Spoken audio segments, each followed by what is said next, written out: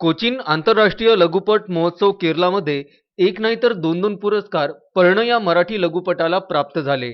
उत्कृष्ट लॉकडाऊन लघुपट आणि अभिनेत्री श्रुतिका गावंडे यांना उत्कृष्ट अभिनेत्री नामांकन प्राप्त झाले. पर्ण या लघुपटाच्या माध्यमातून समाजातील चांगली आणि वाईट दोन्ही बाजू दाखवण्याचा प्रयत्न यातून केला आहे. बिकट परिस्थितीतही मार्ग काढणारी आई, तिची धडपड पाहून मास्क आणि सॅनिटायझर देणारी ती स्त्री, हे महत्त्वाचे पैलू. अनेकांनी कोरोनाच्या संकटात अनेकांना होईल त्या परीने मदत केली आणि माणुसकीचे दर्शन दिले, अशा सर्वांनाच हे दोन्ही पुरस्कार समर्पित. पर्ण या लघुपटाचे कथा संकल्पना दिग्दर्शक सागर भोगे यांनी केले असून निर्माता अक्षय खल्लारकर आहेत.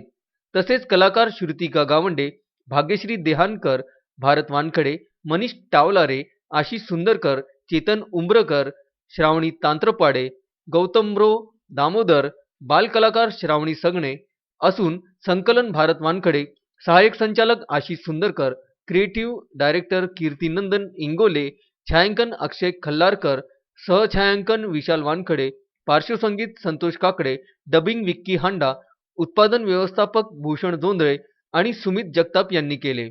उत्तम ब्राह्मणवाडेसह निकिता राऊत, विदर्भ न्यूज, अमरावती.